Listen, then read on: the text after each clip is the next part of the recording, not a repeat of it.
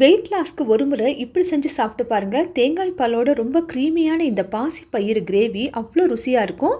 தொப்பையை குறைக்கிறது மட்டும் இல்லாமல் வாய்க்கு ருசியாகவும் சாப்பிடணும் அப்படின்னாக்க இந்த கிரேவியை ஒரு தடவை கட்டாயம் ட்ரை பண்ணி பாருங்க. வாங்க எப்படி செய்யறதுன்னு பார்க்கலாம். ஹலோ வியூவர்ஸ், வணக்கம். பச்சை பயிறு பாசி பயிறு 200 கிராம் எடுத்து 8 மணி நேரத்துக்கு ஊற வச்சுக்கணும்.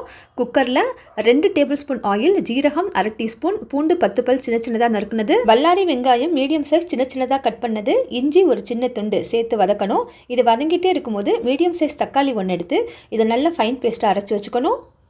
வெங்காயம் நல்லா கோல்டன் ப்ரௌன் வந்ததுக்கப்புறம் இதில் மஞ்சத்தூள் 1/2 டீஸ்பூன், மிளகாய்த்தூள் காரத்துக்கு தகுந்தாப்பில் 1/4 டீஸ்பூன் சேர்த்துட்டு அரைச்சி வச்சுருக்கக்கூடிய தக்காளி விழுத சேர்த்து கொஞ்சமாக தண்ணி அலசி மிக்ஸி ஜாரில் இருக்கக்கூடிய தண்ணி அலசி சேர்த்துட்டு இதை நல்லா கொதிக்க விடணும்.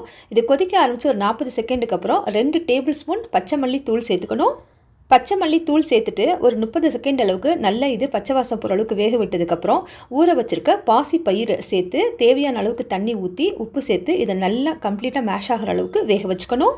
இந்த கிரேவி பார்த்தோம் அப்படின்னாக்கா வெள்ளை சாதத்துக்கு, சப்பாத்திக்கு, இட்லிக்கு, தோசைக்கு எல்லாத்துக்குமே ரொம்ப சூப்பராக இருக்கும். வெந்ததுக்கு அப்புறமா என்ன பண்ணணும் அப்படின்னாக்கா இந்த அளவுக்கு நல்லா இதை மேஷ் பண்ணிக்கணும். இன்னும் 1-2 இருக்கக்கூடிய பருப்பு கூட எல்லாமே மசிஞ்சிடணும். அந்த அளவுக்கு கரண்டி இல்லைன்னா மேஷர் வச்சு மேஷ் பண்ணிவிட்டு அதுக்கப்புறம் இதில் கரம் மசாலா தூள் 1/4 டீஸ்பூன் கம்மியாக சேர்த்துட்டு இப்போ தேங்காய் பால் 1/2 கப்பு திக்கான தேங்காய் பாலாக இருக்கணுங்க, அதை ஊற்றி நல்லா மிக்ஸ் பண்ணி விடணும். தேங்காயில் குட் கொலஸ்ட்ரால் தான் இருக்குது, அதனால தேங்காய் பால் நம்ம சேர்த்து சாப்பிட்றதுனால நமக்கு ஒன்றும் ஃபேட் வந்து வராதுங்க. தேங்காய் பால் சேர்த்து நல்லா மிக்ஸ் பண்ணி விட்டுட்டு இது கொதிக்க ஆரம்பிக்கும் போது மல்லித்தலை கார்னிஷ் பண்ண வேண்டியதுதான்.